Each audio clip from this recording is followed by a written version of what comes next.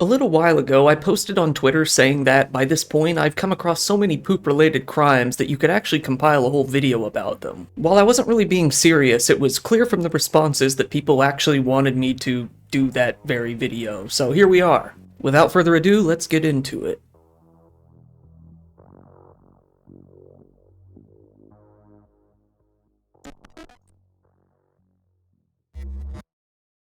Right now, I would like to thank the sponsor of today's video, Incogni. This is because lately I've been trying to find someone who can remove all of my data from all of those marketing databases that I've never consented to be on. It's very hard to find a solid, definitive list of all of these companies that take your data and spread it all over the internet. There have also been numerous data breaches from different platforms over the years, leaking little by little, that have only been adding to the problem. Requesting to be removed off of all of these could take you years to do manually. That's where Incogni comes in. You can just make an account on Incogni and they will send a data protection law compliance request to all of these different companies and demand that they remove all of your data from these different companies' databases. In-app, you'll get a dashboard that will show you the day-by-day progress in getting your data out of the hands of these different companies. They'll even deal with any objections from their side. Not only do companies get your information so that they can market off of you, they also get as much data as they can to build a customer profile of you and sell it to other companies as well, who will use it however they please. They can get your names, aliases, social security number, usernames and passwords, and even your physical home address and specific online activity. It's pretty easy to see how that could go bad very quickly. These companies have even taken out massive loans under people's names without them even knowing it, getting them deep into debt and ruining their credit. Criminals from an underground platform called SSN-DOB were even caught stealing people's social security numbers and other info from large data brokers like Dun & Bradstreet in order to steal their identities. It really is crazy seeing what they can get their hands on. Incogni's easy. Just make an account, give them the right to work on your behalf, and let them get to work. So take your personal data back with Incogni. Just use my code DIRETRIP at the link in the description below to get 60% off an annual plan. Incogni is available risk-free for 30 days, so there's no harm to just try it out. The Ohio Pooping Bandit. Back in May of 2012, residents of a certain neighborhood in Akron, Ohio started coming out in the mornings to find dumps all over their cars. If they had left their car unlocked, they would usually come out in the morning to find that someone had soiled the interior of their car on any of the seats or any of the other devices. If their car had been locked, they might find themselves a gift on the hood, the windshield, inside the cover of the gas tank, on the rearview mirrors, or even kind of shoved up under the door handles. Just within the Castle Homes neighborhood in Akron, about 19 different reports were filed when people came outside to find the gifts left on or in their cars. The police said that there were likely many more victims, though. Some more people have said that they found the very same mess on their cars, but they didn't file a report because they figured that probably, or hopefully, an animal must have done it.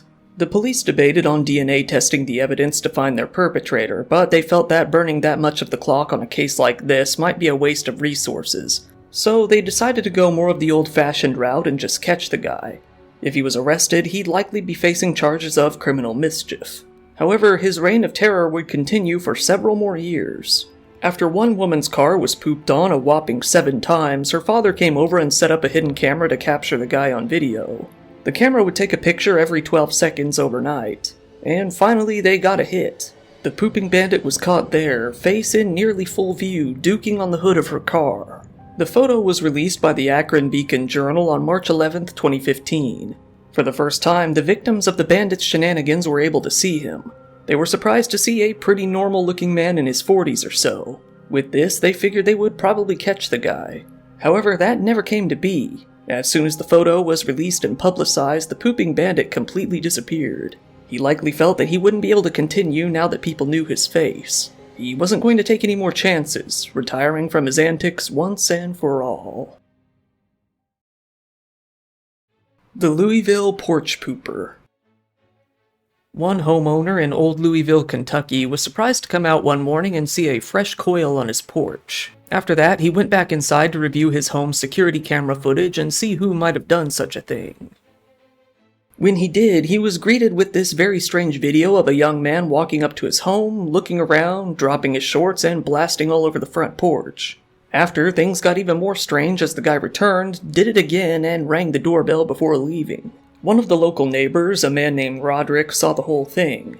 He said, "Old Louisville, man, you gotta see everything out here. I just happened to be outside and a white guy walked up. He was looking around.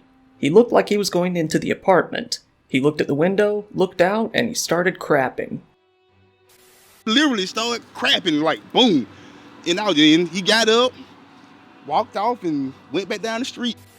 The next day, the same man returned to the victim's porch once more at around 1:30 a.m. and did it all over again. By now, the homeowners were pretty fed up. They called the police and filed 2 reports against the guy, but he wasn't going to stop there. The next day after that, at 3:30 in the morning, the porch pooper returned once again to do his business. This time, however, the homeowner had set up an alarm that managed to scare the guy off. Fed up, they released the videos of the guy to local media. The homeowner then put up a no trespassing warning tape sign all over the front railing of his house. The police increased patrols in the area in the early hours of the morning as well, saying that they were taking the case very seriously. After a while, the police announced that they had caught their man, but there was a catch. They said that, because he had autism, they weren't going to release his name or punish him in any way. It isn't clear what they did to make the guy stop, but it appears that they were successful as he never graced that porch with his presence again. For now. The Super Pooper. At Holmdel High School in Holmdel, New Jersey, local teaching staff and coaches kept finding human waste littered all over the high school track and football fields. It got so out of hand that they were finding these unpleasant surprises every single day, usually in the same couple of areas. After they got pretty fed up with the whole thing, they decided to set up a few security cameras facing those very places. Once they did, they were greeted with quite the surprising sight. The criminal was none other than their own superintendent, 42-year-old Thomas Tramaglini. Thomas had been unanimously appointed to head the school district in 2015, having a PhD in educational administration, a master's degree, and a bachelor's degree. Well, now that all came crumbling down as the police made their arrest. He was charged with defecating in public, lewdness, and littering. After his arrest, he was placed on a paid leave of absence. Given that Thomas's salary was listed at being around $147,500 a year, he decided to sue the police for more than $1 million in damages and lost wages. This was all while the school district scrambled to find a new superintendent. Thomas's lawyers urged the police to release the surveillance videos, saying that the public would come to see that they had the wrong guy if they would only see the videos. Thomas's lawyers first said that he was accused of committing heinous acts that he did not do. However, they later flip-flopped on this, saying that while Thomas had done it, it was only once and it was due to a medical emergency, saying that he has runner's diarrhea, which is apparently a real condition. In the end, Thomas agreed to plead guilty, still saying that it was only one time. Given that they only had the video from the time he got caught, there really was no way to know for sure if every single poop was committed by him.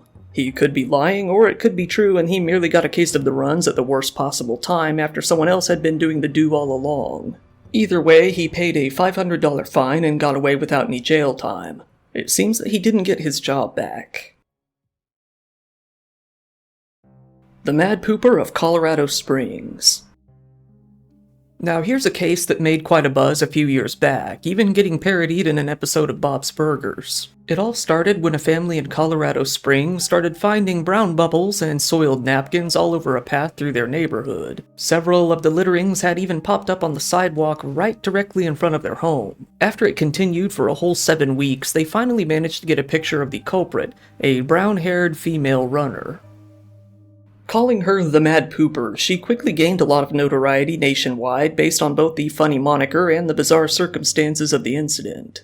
As it seems, that particular neighborhood has a good number of public bathrooms that were available at the time when the woman would be running, meaning she was most certainly doing all of this intentionally. The family started posting their own wanted posters of the woman around the neighborhood, posters that were addressed to the female jogger that continuously uses our walkway as her toilet, posting her photos and asking her to stop conducting bombing runs on their sidewalk. However, even after this, the Mad Pooper did not change her ways.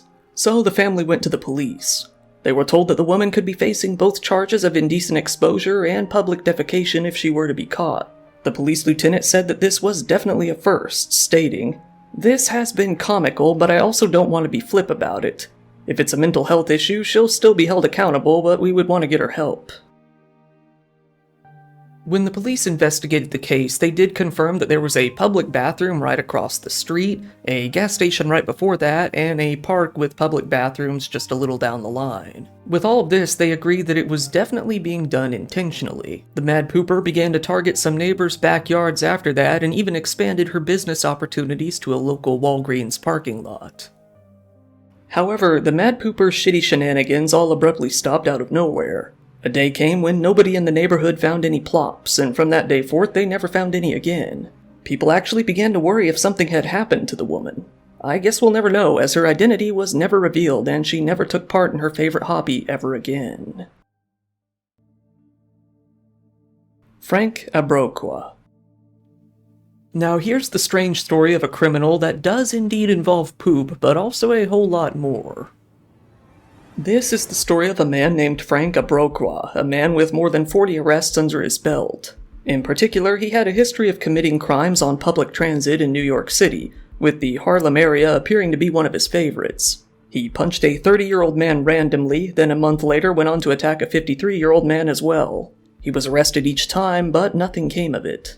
He went on to yell slurs at a Jewish man and spit on him in public. He then threatened to kill him and tried to punch him before ultimately chasing him down the street until the cops got a hold of him. For this, he was arrested as well.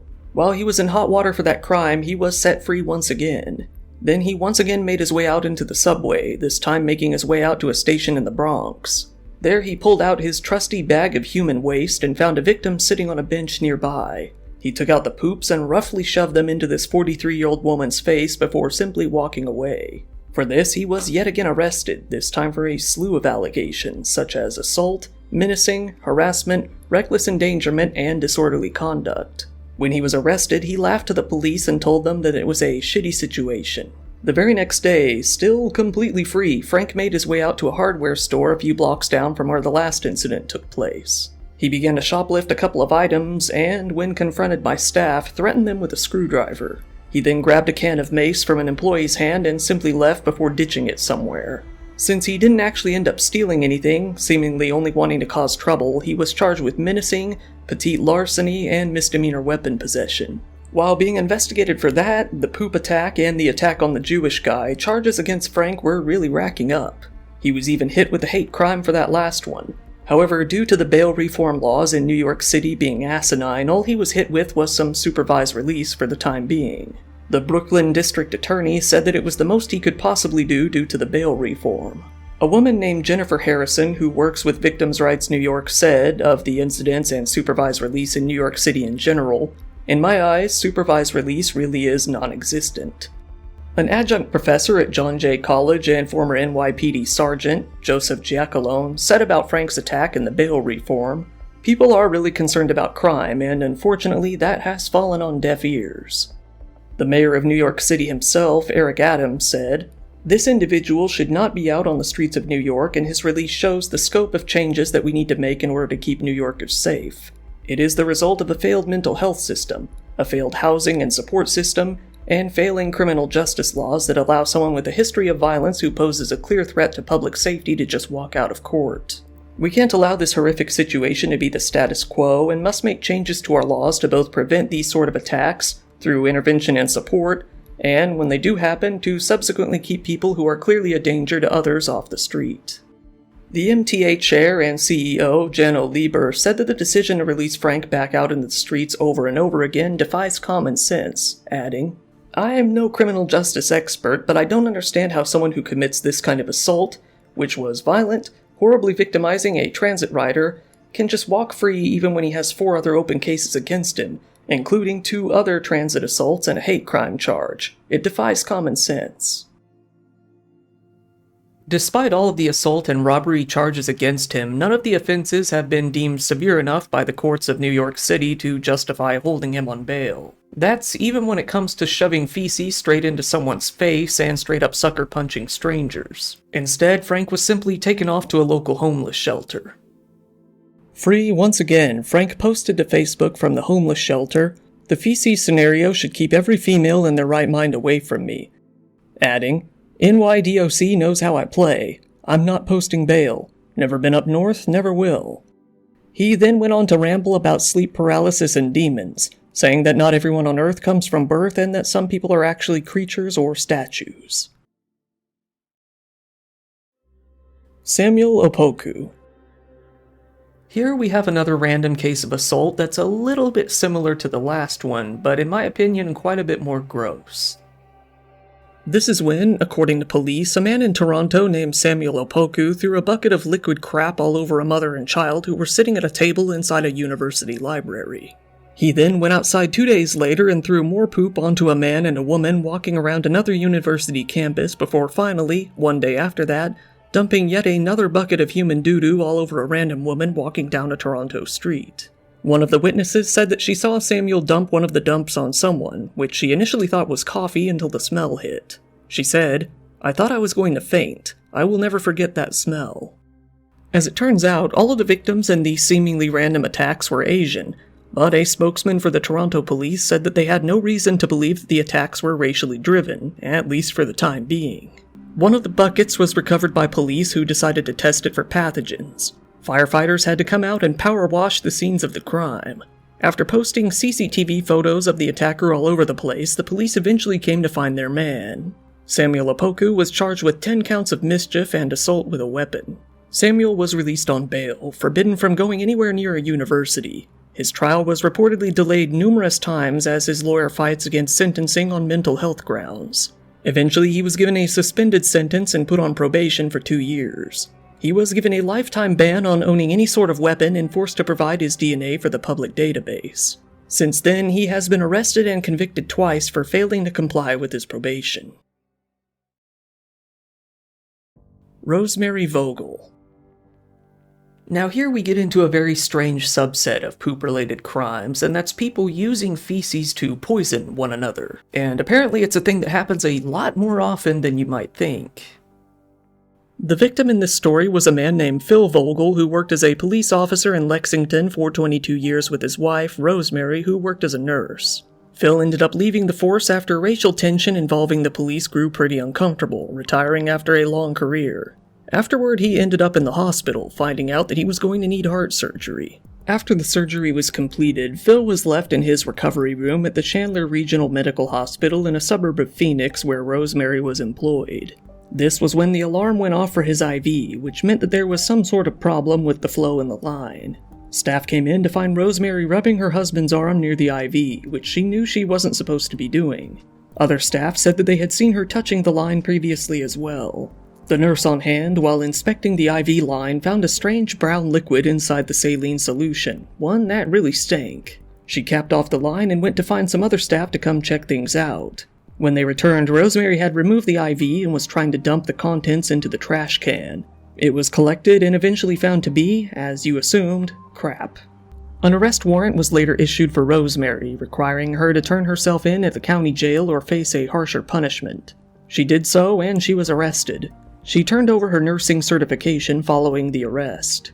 She was held on a $100,000 bail where she declined to be interviewed. When her trial came about, Phil actually argued on her behalf, asking for leniency. He said that ever since his wife's best friend had died, she was facing numerous emotional and psychological problems. However, he wasn't quite aware that the problems had gotten this bad. Rosemary said that she hadn't slept in days at the time of the attack and had zero recollection of the whole ordeal. However, the 66-year-old woman went on to plead guilty to vulnerable adult abuse. Phil said that he has forgiven her for her actions, saying that she is of no danger to him. The prosecutor heavily disagreed, saying that, although she might not have been trying to kill Phil, she was likely trying to take charge in their relationship by keeping him debilitated after she had come to enjoy having power over him due to his heart problems. The judge said that he did believe Rosemary suffered a mental break that day. He felt some sympathy for her and decided to sentence her to weekends in jail for 1 year. Afterwards, she would have 4 years of probation and undergo ongoing mental health screenings. Tiffany McMullen. Here we have another case of the poison poo. In this case, a hospital was looking after a boy who wasn't yet even 2 years old. He had been taken to the hospital 6 times since he was around 4 years old, each time appearing to have some sort of life-threatening disease that the hospital staff couldn't identify. During one of his medical examinations, the doctor found E. coli in the boy's bloodstream. They said that the only way E. coli could have ended up there was by injection, not by consumption. They added that this very well could have resulted in the death of the boy if it hadn't been caught. Stephanie McMullen, the mother of the boy, worked at that particular hospital.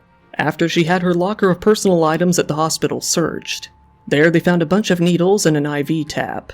This was suspicious to say the least, so the police searched her computer as well. There she had been researching child poisoning on Google. The police came to the assumption that she may have Munchausen syndrome by proxy, enjoying the attention she got from taking care of her sick child. She was charged with assault and reckless endangerment. Stephanie's lawyer argued that the boy had an eating disorder and that the family were told that these symptoms were a result of that, but that simply wasn't possible with the way the feces had been injected into his bloodstream.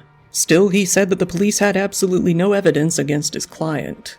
The courts disagreed as the boy was placed into foster care. Stephanie was charged with assault and reckless endangerment before being released on bail. The hospital fired her too. For a while, Stephanie remained unemployed and tried to get her son back from the foster care system. After that, though, there is no record of whatever happened to her or her son. Mystery Girl. Usually in these sorts of poop poison related cases, the parent or caregiver is the aggressor, but this one is very different. On October 8, 2010, a mother in Orange County reported to the police that she had been growing more and more sick over the past year and that a medical examination showed that she had traces of arsenic in her blood. This meant that she had likely been poisoned. Afterwards, she confronted her children about it, asking if they knew anything. Her adopted daughter, a 13-year-old girl, admitted to putting both bug spray and dog poop in her food for the past year, along with mixing soap into her drinking water. After an investigation showed that this was very likely what had happened, the police arrested the 13-year-old as they investigated as to whether or not she had also been poisoning her siblings. They also weren't able to get the daughter to tell them exactly why she had poisoned her mom. They weren't able to release much more information than that given the girl's age. The mom didn't want to press charges in the end, but given the severity of the poisoning, the decision was out of her hands. The police charged the girl with poisoning food and water. She was ultimately processed through the juvenile court system. Tiffany Alberts. Here's a case that I've talked about in a previous monthly compilation video, but I'm including it here for the sake of completion. I've saved it for the end just in case you've seen that video before. In Walcott, Indiana, a young boy was getting cancer treatments at Riley Hospital for Children in Indianapolis. This was when his mother decided to take some feces and inject them right into her son's IV. After getting his leukemia treatments, he was released from the hospital and went home. That is, until he returned to the hospital just 2 days later with a fever, vomiting, and diarrhea. Blood tests showed that his bloodstream contained bacteria consistent with feces, something no medical test could explain. The staff were baffled. They figured that the only rational explanation there could be was that someone was tampering with his IV lines, and they were right. They set up cameras in the area to make sure, and they quickly caught his mother trying to do it again. When confronted, she told the staff that she was trying to, quote, flush it as the medicine was given to him burned. When they pressed, she admitted that it was poop, her own son's poop that she claimed to have kept in a gift bag on the bathroom counter at home. Once she was caught and arrested, the mother, Tiffany Alberts, said that this was a not-so-clever ruse in order to get her son moved from intensive care into another unit in the hospital where she believed that the treatment would be better.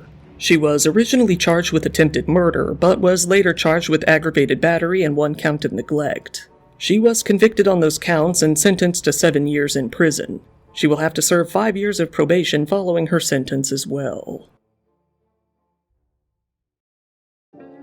Once again, thank you for watching my video. If you found it interesting, please give me a like, it helps me out in the algorithm, and feel free to subscribe if you want to see more content like this. Recently, I've opened up a merch store. There you can get yourself some cool Dire Trip t-shirts. Dire Drip, as one commenter called it. Also, go ahead and follow me on social media if you feel like it. If anything were to ever happen to the channel, that would be the only way you'd ever hear about it. I also really appreciate when people follow me on Patreon. There you can get videos early, ad-free, and uncensored. Channel memberships are back up too, and you get the same benefits there as well.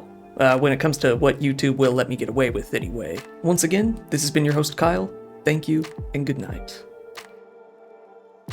The Louisville Pooch Porper. Pooch Porper.